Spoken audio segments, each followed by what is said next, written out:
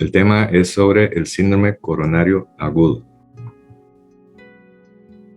Aprovechando de que muy recientemente se publicó este artículo de revisión en la revista JAMA de febrero de este año, que lleva como título Diagnóstico de Tratamiento de Síndrome Coronario Agudo, una revisión por Bat y colega, vamos a concentrar este tema sobre este artículo.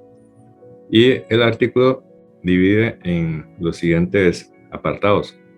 Habla sobre algunos conceptos generales, toca la fisiopatología, las manifestaciones clínicas, el enfoque diagnóstico y terapéutico, y al final vamos a hacer un resumen de los conceptos más importantes de este artículo. Para empezar, vamos a hablar sobre algunos conceptos generales. La cariopatía isquémica es uno de los principales problemas de la salud pública y tiene varias manifestaciones. Está la angina crónica estable y cuando se inestabiliza se llama síndrome coronario agudo. Este síndrome coronario agudo puede ser de dos presentaciones, ya sea con elevación del segmento ST o sin elevación del segmento ST. Cuando cursa con elevación del segmento ST, se le conoce también como infarto agudo de miocardio con elevación del ST. Por el otro lado, en caso de que electrocardiográficamente no hay elevación del segmento ST, puede ser de dos variantes, la angina inestable y el infarto agudo de miocardio sin elevación del ST. La diferencia entre la angina y el infarto es básicamente por la connotación de que en infarto hay necrosis tisular, hay necrosis miocárdica, y en caso de angina se supone que no hay necrosis miocárdica, o por lo menos la cantidad de miocardio comprometido que se haya necrosado no es lo suficientemente elevado como para cruzar el umbral de un infarto. Anteriormente, la nomenclatura antigua se hablaba únicamente de infarto Q e infarto no Q. Esta era la nomenclatura que se utilizaba hace aproximadamente unos 20 años. Pero en vista de que hay pacientes que tienen cambio de ST y T y a largo plazo puede no existir una correlación entre la presencia o no de una onda Q. Es decir, hay pacientes que empieza con un supra de nivel de ST y finalmente no aparece la onda Q en el electro crónico. Por el otro lado, hay pacientes que debuta con un infra de nivel de ST y cuando evoluciona aparece una onda Q patológica. Por eso se pretende, para evitar esta confusión, no utilizar el término antiguo de infarto Q e infarto no Q. Estadísticamente es impactante porque a nivel mundial cada año se hace diagnóstico de síndrome coronario agudo en 7 millones de casos, una cantidad impresionante, tomando en cuenta de que la población total en Costa Rica es de apenas 5 millones de habitantes. Hay más casos de síndrome coronario agudo que toda la población en el país. Y únicamente en Estados Unidos se tiene que hospitalizar alrededor de 1 millón de pacientes por año como consecuencia de síndrome coronario agudo. Esto obviamente abarrota cualquier sistema de salud y no es en el caso de Costa Rica la excepción. Algo también muy importante es que su morbimortalidad es elevada. Un síndrome coronario agudo que se hospitaliza tiene un 5% de probabilidad de que el paciente no va a salir vivo del hospital. Esto es impactante. Y durante esta hospitalización, los gastos en términos de diagnóstico y en términos de tratamiento son también exorbitantes.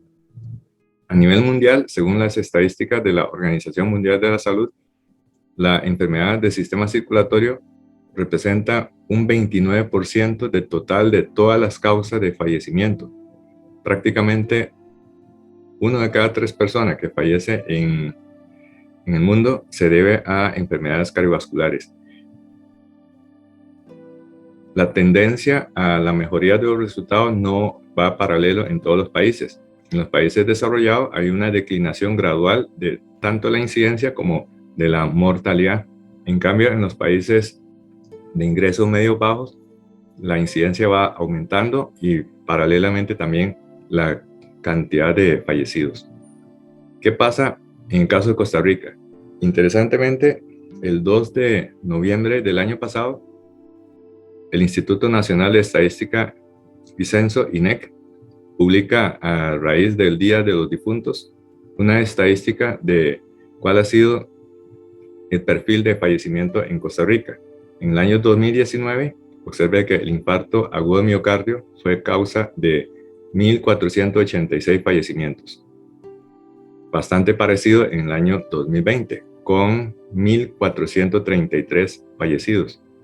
Y observe que la principal causa de muerte en Costa Rica fue desplazada en el año 2020 por la pandemia por COVID-19, con 2.332 fallecidos por COVID-19. Aquí vemos el impacto para los que no creen en lo que es la enfermedad por SARS-CoV-2. Pero aquí concentremos en esa cifra, 1.433 fallecidos el año 2020 como consecuencia de infarto miocárdico en Costa Rica. Si sacamos unos números, resulta de que 1.433, si dividimos entre la cantidad de días, equivale a aproximadamente 3.9 fallecidos por día. Redondeando, sería 4 fallecidos por infarto miocárdico por día. Esto contextualizando para facilitar la orientación mental, quiere decir que cada 6 horas fallece en Costa Rica una persona como consecuencia del infarto miocárdico. El fallecimiento puede ser por muerte súbita arrítmica, puede ser por shock cardiogénico o alguna complicación derivada de la terapia. Por ejemplo, algunos pacientes con infarto miocárdico fallecerán en sala de hemodinamia o fallecerá en sala de operaciones cuando se hace intento de reperfusión. Hay una serie de factores de riesgo que son bastante bien conocidos, como la edad. Evidentemente, el punto corte sería 65 años. A partir de los 65 años, el riesgo coronario aumenta significativamente. El género masculino, aunque después de la menopausia, la diferencia va a ir achicando y después de los 65 años, el riesgo coronario se igualiza entre varones y mujeres. La hipertensión arterial, la dislipidemia, la diabetes mellitus, la obesidad y el consumo de tabaco son factores de riesgo claramente estudiados y ha sido puesto en la palestra a partir del estudio de población de Framingham. Muchos de estos pacientes, aparte de enfermedad coronaria, también tienen vasculopatía periférica. Por ende, cuando tenemos un paciente que nos llega a sala de operaciones para, por ejemplo, una amputación de, entre comillas, un dedito, al final conlleva mucha morbilidad porque no es solamente este dedo el que está afectado, sino que también el cuerpo en general con la vasculopatía sistémica. Así como está la vasculatura a nivel de miembro inferior, así debe estar a nivel coronario, así debe estar a nivel renal, así debe estar a nivel retiniano y así debe estar a nivel cerebrovascular. Y también hay algunos factores de riesgo que son derivados del comportamiento. Por ejemplo, el consumo de la cocaína. Pacientes que consumen, sobre todo en forma consuetudinaria, la cocaína se asocia con elevado riesgo de desarrollar un síndrome coronario agudo y muchos de esos pacientes son pacientes relativamente jóvenes, antes de los 40 años. Por eso, cuando tenemos un paciente que nos consulta por un síndrome coronario agudo y es una persona relativamente joven, hay que hacer un escrutinio de consumo de cocaína. Esto obviamente hay que hacer con sensibilidad y contacto, porque esta información a veces el paciente no lo suministra de primera entrada. Y también el consumo de marihuana se ha asociado con desarrollo del síndrome coronario agudo. Esto parece como algo contraintuitivo, porque de los efectos que provoca el tetrahidrocannabinol está la vasodilatación. Entonces alguien podría decir, bueno, eso es un vasodilatador coronario, así como la conjuntiva se pone eritematoso como consecuencia de la vasodilatación de los vasos de la conjuntiva, así debería estar a nivel coronario, entonces actuaría como un protector coronario.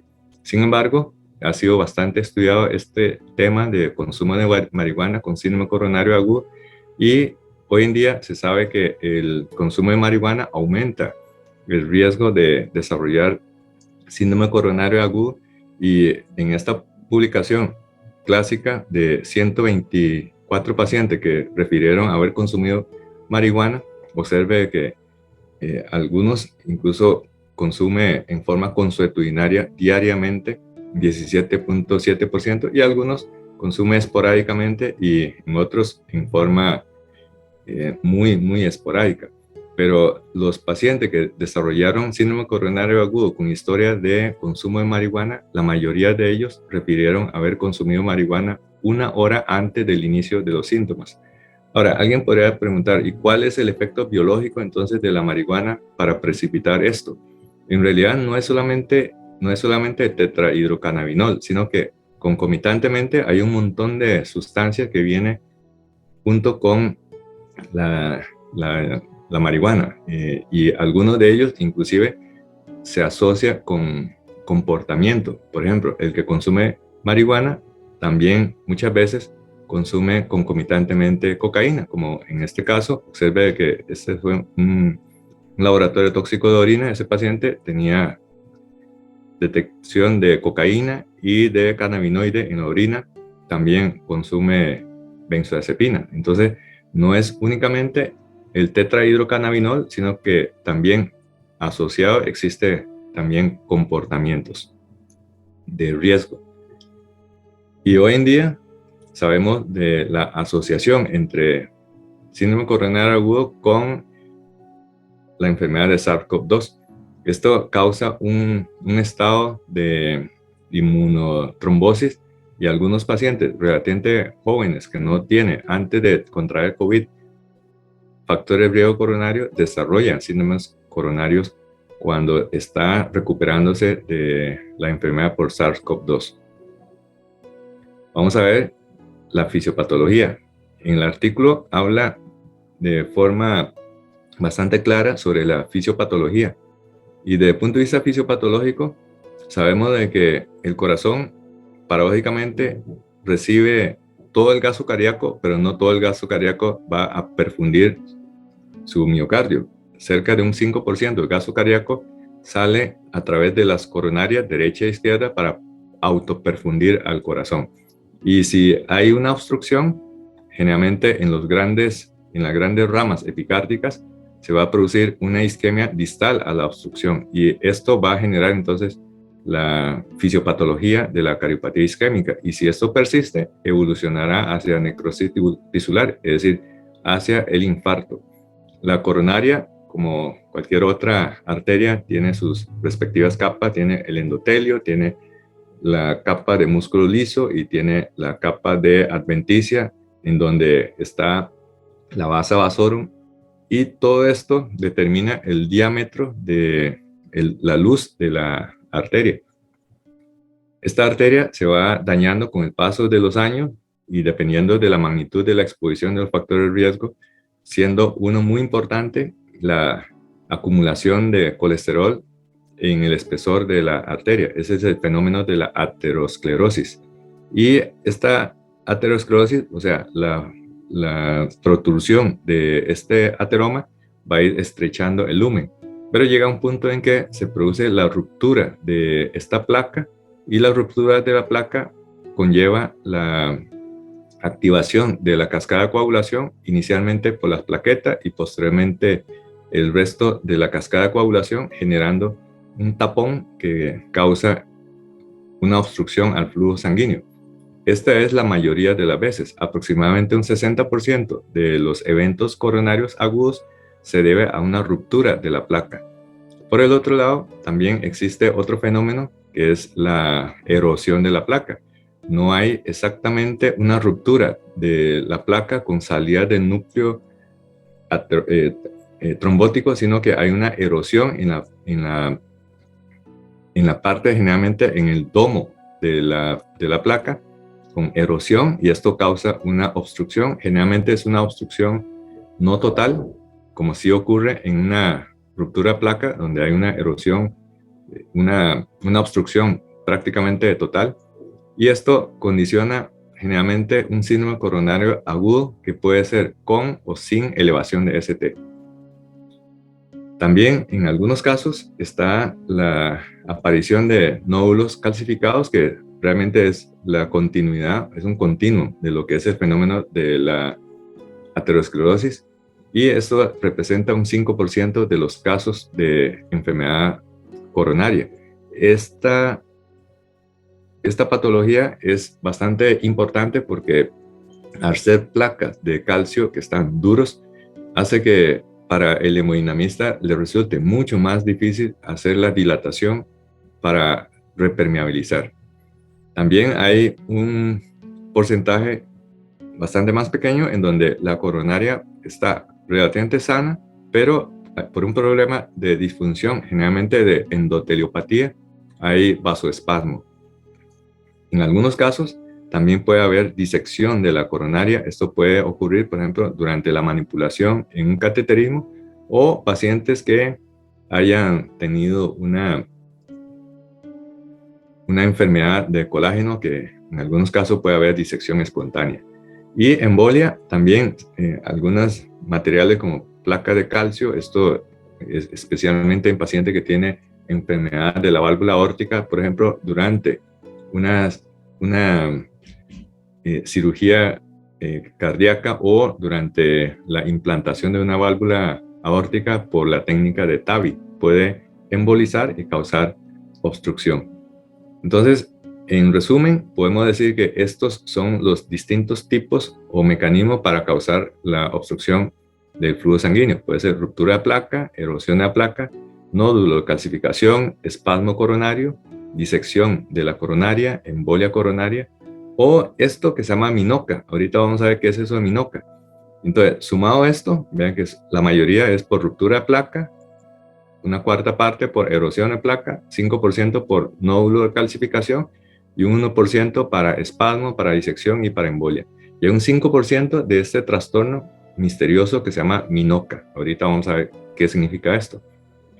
Este es el esquema de un proceso, la historia natural de una aterosclerosis, una enfermedad que afecta la coronaria, empezando desde una coronaria relativamente sana, luego se empieza a depositar y aumenta la cantidad de material aterogénico hasta llegar a causar una obstrucción crítica del lumen de la arteria. Y cuando se hace estudio de histopatología de pacientes que han fallecido, se ha visto de que tiene una gran cantidad de material compatible con colesterol en sus diferentes formas, ya sea colesterol esterificado o no esterificado, y también un endotelio que está afectado. Hay depósito de calcio, depósito de colágeno, y observen aquí, ese es el pequeño lumen como consecuencia de este proceso degenerativo de la coronaria, y esto obviamente reduce de forma crítica el flujo sanguíneo. Y en algunos casos puede tener un vaso coronario relativamente sano desde el punto de vista estructural, pero funcionalmente puede tener una disfunción endotelial, una endoteliopatía, y eso genera vasoespasmo, y probablemente esta sea la fisiopatología de la angina de Prinzmetal, que es el vasoespasmo como consecuencia de una endoteliopatía. Recordemos que el endotelio es muy importante porque es el sitio donde produce el óxido nítrico, que es el factor relajante derivado del endotelio. Habíamos dicho de que hay una cantidad no despreciable de pacientes que en la coronariografía sale normal. Eso es lo que se le conoce como minoca. Minoca significa infarto miocárdico con coronarias no obstructivas, y corresponde a un 5% de los infartos miocárdicos. ¿Qué quiere decir con minoca? Lo que traduce fisiopatológicamente es una disfunción a nivel microvascular, porque cuando se hace un cateterismo se puede ver las grandes arterias epicárdicas, pero distalmente las prearteriolas y las arteriolas, la coronariografía no tiene una suficiente resolución como para poder visualizar la obstrucción. Pero cuando se hace estudio de perfusión se encuentra de que tiene una microcirculación alterada. Este es el concepto de minoca. No es que no tenga obstrucción, sino que la obstrucción se encuentra más allá del límite de detección o de resolución de una coronariografía convencional. Vamos a ver las manifestaciones clínicas. Las manifestaciones clínicas pueden ir desde la clásica angina. Esto se presenta entre un 79 a un 74% en mujeres y en hombres. 74% en mujeres, 79% en varones. Y cuando hablamos de angina, es el típico dolor retroesternal opresivo que se puede irradiar al miembro superior izquierdo, puede acompañarse de manifestaciones autonómicas. Este es el típico caso de angina. Ahora, existe también algunos casos que se describe como dolor atípico. Dolor atípico muchas veces puede llevar a confusión, porque cuando se pregunta a los pacientes que consultan, en lugar de decir directamente dolor, algunos dicen que le falta el aire, aunque si se enfatiza más en preguntar la presencia de dolor, sí refiere al dolor. Entonces, ese concepto de dolor atípico a veces no es tan preciso y tenemos que tratar de evitar, o por lo menos, si hay duda, tratar de clarificar haciendo preguntas más incisivas al paciente. Y nos damos cuenta que realmente lo que se trata es un dolor de tipo anginoso. Y hay otras manifestaciones que son una lista muy larga de manifestaciones como dolor de espalda, en cuello, en mandíbula, palpitaciones, manifestación autonómica como náusea y vómito, fatiga, disnea, sensación de indigestión, mareo, síncope, epigastralgia, diaforesis y un largo, etcétera. Son manifestaciones que tenemos que estar pendiente y si el paciente solamente consulta por esto, puede estar debajo un síndrome coronario agudo. Eso es especialmente importante en adultos mayores y en pacientes que tienen una neuropatía autonómica como los pacientes diabéticos. Cuando tenemos duda de si se trata o no de un síndrome coronario agudo y la clínica no nos ayuda y el electro tampoco, lo que debemos de echar es a la ayuda de la troponina, porque al ser un test ultrasensible para detección de necrosis miocárdica, sirve como una herramienta para diferenciar si hubo o no hubo un cuadro compatible con síndrome coronario agudo. Pero aquí hay que hacer la salvedad y el artículo enfatiza mucho que cuando hay pacientes que tienen disfunción renal, muchos de ellos cursan con elevación crónica de troponina sin que haya una necrosis miocárdica aguda. ¿Eso por qué? Porque la troponina se elimina vía renal. Entonces, para hacer un diagnóstico o un descarte de síndrome coronario agudo, el evento que el paciente tuvo, tenemos que perfilar con exámenes seriados aquel paciente que tuvo elevación de troponina y luego bajó, significa de que posiblemente se trató de un síndrome coronario agudo y no que porque tiene una falla renal, tiene elevación basal crónica de la troponina. Ahora, vamos a concentrarnos en el diagnóstico. ¿Cómo se diagnostica? Ese es el algoritmo, pero más que un algoritmo, se complementa todos entre sí. Tenemos que hacer la historia clínica, un examen físico, eso es la clínica, el electrocardiograma, hacer pruebas de esfuerzo si tenemos duda, echar a mano los biomarcadores y sobre todo seriarlos, la ecocardiografía y la coronariografía. Obviamente, lo primero que tenemos que hacer es la clínica, historia clínica y examen físico. Y como la mayoría de los pacientes refiere un dolor de tipo anginoso, observe que más de 3/4 partes de los pacientes viene a un servicio de emergencia por dolor torácico. Ese es el síntoma más importante. Cualquier paciente que llega a un servicio de emergencia por dolor torácico, tenemos que encauzarlo a descartar un síndrome coronario agudo sí o sí, y una vez descartado podemos ya hacer un enfoque tal vez un poco más relajado y no corre tanto, pero cuando viene por un dolor sugestivo de un síndrome coronario agudo, tenemos que hacer todas las cosas a prisa, y dentro de las cosas que hay que hacer lo más rápido posible es contar con un electrocardiograma antes de los primeros 10 minutos. Esto se enfatiza mucho en todas las guías. El paciente que llega a un servicio de emergencia con dolor torácico debe tener un electrocardiograma antes de los primeros 10 minutos.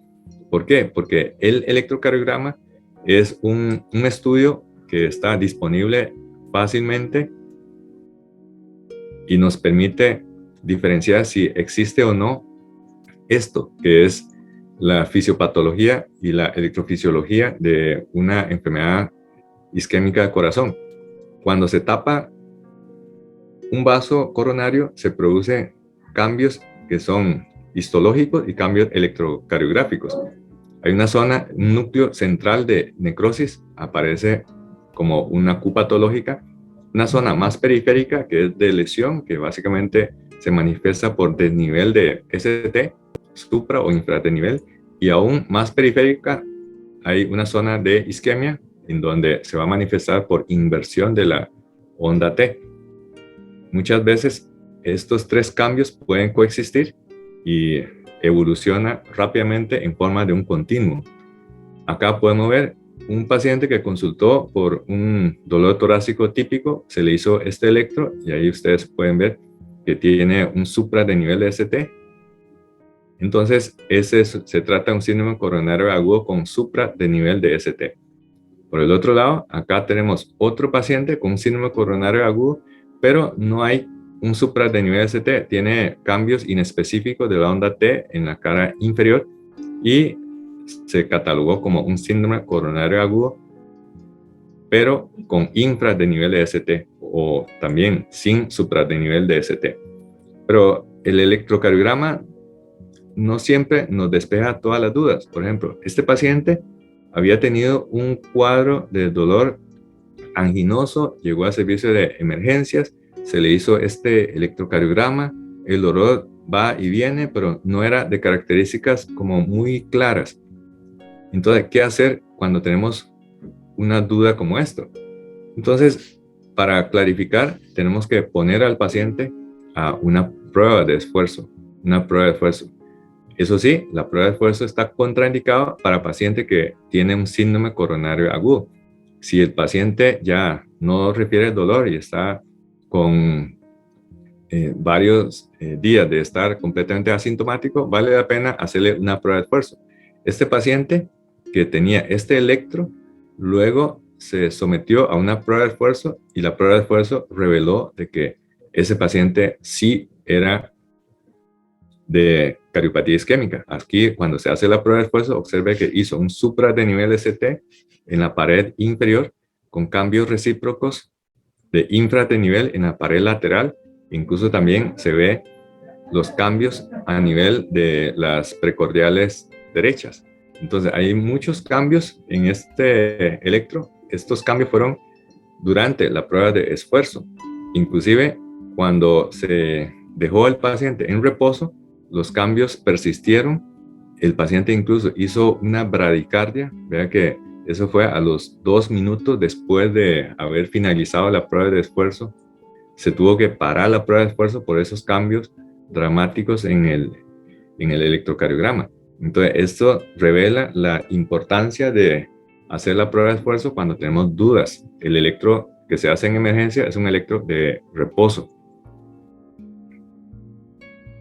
También de mucha ayuda para el diagnóstico es la determinación de los biomarcadores, como por ejemplo mioglobina, la creatina quinasa, las troponina I y la T, el proBNP, el proBNP N-terminal y lactato deshidrogenasa y aspartato transaminasa. Acá puse signo de pregunta porque prácticamente en la actualidad, con la llegada de las troponinas y la CPK-MB, esto ha pasado a prácticamente historia de medicina, pero aquí les recalco que en algún momento se había enviado cuando no se contaba con CPK-MB ni con troponina.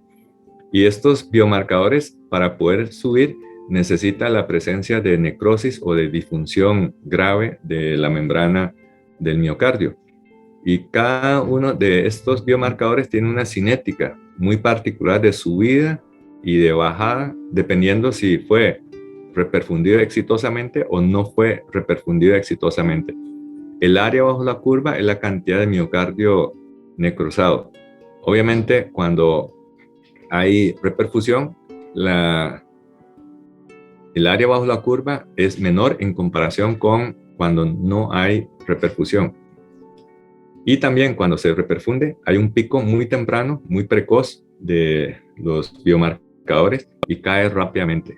Este patrón nos permite diferenciar si hubo o no reperfusión. Un ejemplo tenemos acá. Vea, este fue un paciente que tuvo un síndrome coronario agudo. Observen la troponina I, 1576 picogramos por mililitro. O sea, una elevación masiva. De hecho, ese paciente falleció por shock cariogénico. Esto significa que la cantidad de la concentración de troponina correlaciona con la masa de miocardio necrosado. ¿Y por qué es tan importante hacer un diagnóstico lo más rápido posible? Porque de esta manera podemos, inclusive si se cuenta con un laboratorio de hemodinamia, llevarlo rápidamente a un estudio de cateterismo. Y el cateterismo es un estudio muy valioso para el enfoque de la cardiopatía isquémica porque aparte de que tiene una buena precisión, también sirve para tratamiento. Observe que tiene un valor predictivo negativo de 90.9%, un valor predictivo positivo de 87.9%. ¿Qué significa esto? Significa que si la coronariografía está normal, hay un 90.9% de probabilidad de que ese paciente no tiene una enfermedad coronaria, por lo menos a nivel macrovascular. Y si se encuentra en la coronariografía dato de obstrucción, hay un 87.9% de probabilidad de que ese paciente tiene una enfermedad coronaria. O sea, es un estudio bastante preciso y con una sensibilidad de 96.5%, aunque la especificidad no es tan elevada, está en 72.4%. Habiendo ya hecho el diagnóstico, tenemos que proceder al tratamiento. El tratamiento no solamente se inicia cuando el paciente está en sala de emergencias, sino que debe iniciar ya desde la fase prehospitalaria. Cuando se activa el sistema 911, el paramédico debe consignar el inicio, la hora exacta, inicio de síntomas, darle al paciente aspirina y debe ser aspirina masticada para que se produzca una absorción rápida. Si está con dolor, puede darle nitroglicerina siempre y cuando no esté el paciente hipotenso y que el transporte sea con una ambulancia dotada de equipo de soporte vital básico avanzado. Recordemos que un 10% de los pacientes que fallece de síndrome coronario agudo fallece a nivel extrahospitalario y muchas veces es porque no se cuenta con un equipo de soporte avanzado. Y ojalá desde el sitio de abordaje prehospitalario tener un electrocardiograma basal. Y ese electrocardiograma basal, si hay un sistema muy bien integrado, se podría enviar por telemetría para ser analizado o interpretado por un especialista más calificado. Y cuando llega a emergencia, se debe acortar todos los tiempos posibles. Ese paciente tiene que pasar inmediatamente a sala de agudos. No hay que hacerlo sentar en una silla y esperar a que lo atienda, sino que debe alertar al guarda de que ese paciente viene por un dolor torácico y tiene que pasar directo. Y acá tomar un electrobase, hacer una historia clínica dirigida para clasificar en grupo de riesgo y tomar los primeros exámenes para ser analizado CPK-MB y la troponina. Una vez que se le hace un electrocardiograma, podemos rápidamente diferenciar entre aquellos que tienen elevación de ST y aquellos que no tienen elevación de ST. El grupo que tiene elevación de ST, por ejemplo, acá este paciente consultó por dolor torácico y observen que en la pared inferior, en D2, D3 y ABF, hay un supradenivel franco con cambios recíprocos en la pared septal. Ese es el concepto de fenómeno de imagen espejo o fenómeno de Salcedo. Ese paciente, no hay duda de que está con un cuadro de síndrome coronario agudo con elevación de ST. Y ahí el cronómetro empieza a correr muy rápidamente. Eso significa que tenemos que hacer las cosas de forma lo más rápido posible, priorizar las cosas para que ese paciente se beneficie de un estudio de terapia percutánea con angioplastía en ojalá menos de 120 minutos. Ahora, ¿qué pasa cuando está en un centro que no cuenta con un laboratorio de hemodinamia? O en ese momento no hay personal disponible. Entonces, aquí tampoco hay que perder tiempo, sino que debemos continuar con la terapia fibrinolítica. Se ha comparado entre la terapia de angioplastía percutánea versus la terapia farmacológica fibrinolítica, y los estudios hablan de que hay ventaja en cuanto a sobrevida y cuanto a morbilidad el grupo tratado con angioplastía, y la mortalidad hospitalaria en el grupo manejado con angioplastía fue de un 7%, mientras que el grupo manejado con terapia fibrinolítica fue de un 9%. Aquí vemos una ventaja en cifra absoluta de más 2% a favor de la terapia de angioplastía. Por ende, los pacientes deben ser llevados a sala de operaciones lo más rápido posible, a sala de hemodinamia lo más rápido posible, y una vez que llega ahí, hay otra decisión que tomar, y es ¿qué se debe hacer? ¿Arreglar todas las lesiones o únicamente la lesión, la obstrucción que está causando el problema? Es decir, si hay una arteria que es responsable del cuadro actual, o más bien, aparte de esa arteria, como encontramos lesiones también en las otras arterias, hay que hacer también intervención con angioplastía. Aquí el concepto que tenemos que tener es preguntar cuál es la arteria culpable. ¿Cuál es la arteria culpable? Y la arteria culpable se refiere a aquella arteria que explica los cambios electrocardiográficos. Y para ello tenemos que entender este esquema donde cada pared tiene su respectiva derivación en el electro y su respectiva representación de la arteria. El septum, la pared anterior, la pared lateral, la pared inferior, la pared posterior, con sus respectivas derivaciones y con su respectiva arteria que nutre a estas paredes. Un ejemplo lo vemos acá. El paciente con un supradenivel ST en la pared inferior, al hacerle la coronariografía se encuentra que tiene una obstrucción crítica acá en el tercio medio de la coronaria derecha. Después de hacer la angioplastía, observe cómo ahora la arteria se logró abrir y el medio contraste llena, obteniendo un flujo TIMI-3. Aquí se pueden ver antes de la angioplastía y acá después de la angioplastía. Es notorio el cambio y la mejoría en el calibre de la arteria coronaria derecha. Y acá vemos la importancia del cateterismo, porque aprovechando que tiene una alta precisión diagnóstica, también se utiliza para resolver mediante la angioplastía.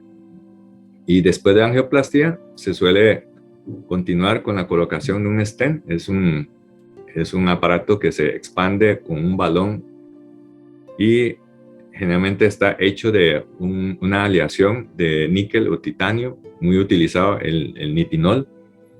Esta angioplastía, dependiendo del tiempo en que se hace, puede ser catalogada como angioplastía primaria, que es cuando el paciente va de sala de emergencia directamente a cateterismo, o cuando después de que se intentó la terapia fibrinolítica y falló, llevarlo a hemodinamia. Entonces, se llama angioplastía de rescate.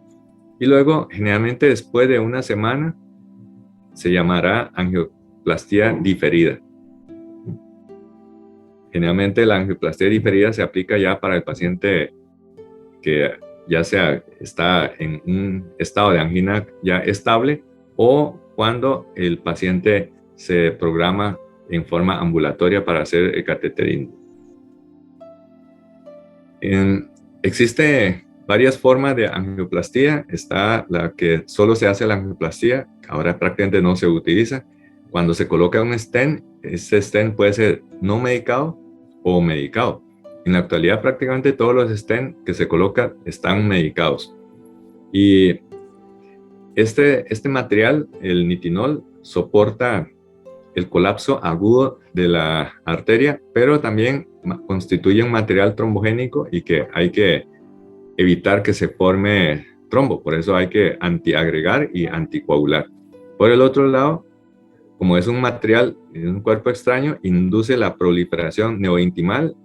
Esa es la razón por la que hay que utilizar esos stents que liberan algunos inmunomoduladores como sirolimus o como paclitaxel para reducir el riesgo de una sobreproliferación neointimal y causar una estenosis intrastent.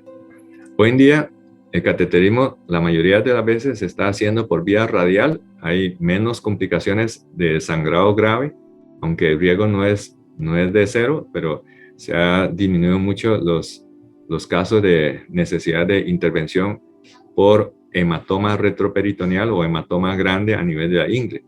Y después del procedimiento se coloca este sistema de compresión para evitar la formación de un hematoma o de un aneurisma. Siempre existe la duda de que si no tenemos opción de trombolizar, entonces, ¿qué tenemos que hacer? ¿Cuál trombolítico escogemos? El viejo trombolítico, la streptokinasa, se asocia con menos eficacia terapéutica en comparación con los más fibrinoespecíficos. Y en caso de que lo amerite, porque hay también pacientes que la coronariografía revela la imposibilidad de hacer una terapia percutánea, habrá necesidad de llevarlo a sala de operaciones para bypass coronario, y se puede hacer ya sea por medio de bypass sin circulación extracorpórea, como en este caso, con un estabilizador, con un octopus, o la cirugía convencional bajo circulación extracorpórea, como en este caso. Aquí la arteria descendente anterior, a la hora de hacer la arteriotomía, se encontró que tenía una gran placa. Esta es la placa que se sacó de la arteria coronaria descendente anterior. Y la cirugía tiene la ventaja de que puede reperfundir en varios territorios. Sin embargo, la morbilidad postquirúrgica es mucho mayor en comparación, obviamente, con una terapia percutánea como sería el cateterismo y angioplastía. Pero la cirugía a veces es inevitable para aquellos pacientes que han tenido complicaciones mecánicas, como por ejemplo en este caso fue una ruptura de un músculo papilar, ruptura de músculo papilar como consecuencia de un infarto de este músculo, y desarrolló una insuficiencia mitral grave y hubo necesidad de hacer un reemplazo valvular. Otra necesidad de cirugía es cuando aparece este otro tipo de complicaciones. Por ejemplo, acá vemos el septo intraventricular. Aquí hay un jet de regurgitación desde el ventrículo izquierdo hacia el ventrículo derecho, y eso significa que se complicó con una perforación del septum intraventricular y habrá necesidad de llevarlo a sala de operaciones. Hoy en día también está la alternativa de cierre con un Amplatzer para tratar de ocluir el orificio. Pero aquí la mortalidad es muy elevada.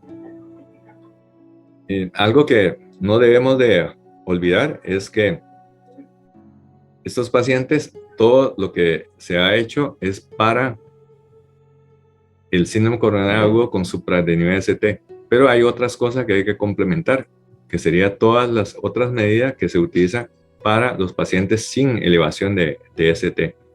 Es decir, vamos a ver qué es lo que hay que hacer cuando el paciente no tiene elevación del segmento ST. Y lo primero que tenemos que recordar es que el tapón coronario que está afectando al paciente mayormente tiene plaquetas. Ese es el concepto de trombo blanco. Por ende, el engullir una tableta de aspirina apenas empezando con los síntomas es fundamental. Y ahora existen muchos antiplaquetarios muy potentes. Dentro de esto están los que bloquean el receptor para ADP. Por ejemplo, el clopidogrel y el prasugrel. Aparte de la aspirina, todo esto tiene como finalidad causar un efecto antiplaquetario. Y el manejo clásico de la parte antiplaquetaria se hace combinando el clopidogrel con la aspirina. Cuando utilizamos esta combinación, se le conoce como la combinación DAP. DAP significa terapia antiplaquetaria dual. Entonces, cuando leemos este término de DAP, se refiere a que el paciente está tomando aspirina 100 miligramos y clopidogrel 75 miligramos. Pero algunos pacientes necesitarán inclusive de una terapia aún más agresiva, que es la terapia triple. ¿Qué es la terapia triple? Es cuando damos la terapia dual antiplaquetaria con un anticoagulante oral. La terapia antiplaquetaria dual consiste en dar aspirina más algunos de esos inhibidores de ADP, por ejemplo, el clopidogrel, el prasugrel o el ticagrelol. Y la anticoagulación oral puede ser con warfarina, rivaroxaban o apixaban. No es que el síndrome coronario agudo obliga a que el médico tenga que prescribir warfarina o alguno de esos anticoagulantes orales nuevos. El problema es que algunos de esos pacientes, aparte de su síndrome coronario agudo, puede también tener una pésima función contráctil y tiene un trombo a nivel apical o que tiene una fibrilación atrial, entonces amerita de una terapia triple. Obviamente, estos casos tienen una elevada incidencia de sangrado, alrededor de un 5% por cada año. Entonces hay que meditar muy bien los riesgos y beneficios. Finalmente, hay otras medidas como por ejemplo el control de los lípidos, el uso de inhibidores de la ECA o los bloqueadores del receptor de la angiotensina 2, uso de beta bloqueadores antagonistas de la aldosterona como la espironolactona y la eplerenona. Y si el paciente tiene una pésima función ventricular y en estudios electrofisiológicos se documenta de que tiene riesgo de muerte súbita arrítmica, se recomienda la colocación de un cardiodesfibrilador. En el estudio MADIT se vio de que los pacientes que fueron tratados con un cardiodesfibrilador tuvieron ventaja para prevenir la muerte súbita. Obviamente eso no es en todos los pacientes, sino en grupos seleccionados. Y también fundamental que el paciente tenga un control del perfil de lípidos. Hoy en día lo que se recomienda es utilizar estatinas de elevada intensidad, como por ejemplo la atorvastatina. Esto se puede combinar con ezetimibe, pero muchas de las estatinas que todavía se prescriben a nivel mundial son de baja intensidad, como por ejemplo la lovastatina. Aquí es una cuestión de farmacoeconomía que hay que analizar con mucho detenimiento, porque la prevención con una estatina de elevada intensidad versus una estatina convencional ofrece gran ventaja desde el punto de vista de prevención secundaria. Y cuando se habla de elevada intensidad, significa de que hay que fijar meta muy exigente. Y la meta es tratar de bajar el colesterol LDL a por debajo de 50 miligramos por decilitro. Por supuesto que con la lovastatina esta meta parece utópico. Por eso lo que se recomienda actualmente es atorvastatina con ezetimibe.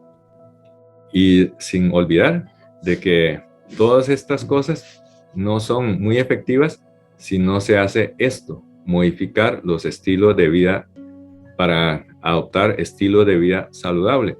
Dentro de eso están los ejercicios de relajación, reducir la intensidad laboral, comida sana, hacer ejercicio, hacer también chequeos periódicos. Todo esto son estilos de vida saludable que sin lugar a duda representa, representa la norma para la prevención secundaria.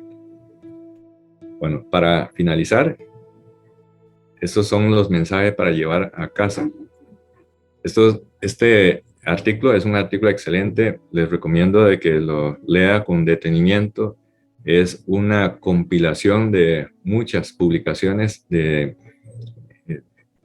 acerca del síndrome coronario agudo en la actualidad. Es una publicación muy reciente, de febrero del 2022, y enfatiza el artículo de que estamos enfrentando un problema de salud pública con una causa muy importante de morbo y mortalidad. Observe de que muchos de los pacientes ingresan al hospital y ni siquiera salen vivos. Y un país como este tiene como causa de mortalidad en más de 1.400 pacientes por año, con un fallecido cada 6 horas. Y debe hacerse un enfoque basado en los múltiples factores de riesgo, pero sin lugar a duda, en cariopatía isquémica está la importancia de la prevención, y ya si ni modo, el paciente tuvo un evento coronario agudo, lo que debemos de hacer es correr, porque la eficacia de las medidas de reperfusión es tiempo dependiente. O sea, tiempo igual a miocardio. Y por último, quisiera dejarle esta frase o este pensamiento del doctor René Favaloro. El doctor René Favaloro fue un cirujano cardíaco argentino, trabajó en la Cleveland Clinic y ahí introdujo la técnica del bypass coronario con puente sapeno. Él dijo una frase que es muy aleccionadora: el bypass coronario es un tratamiento paliativo para una enfermedad que es terminal.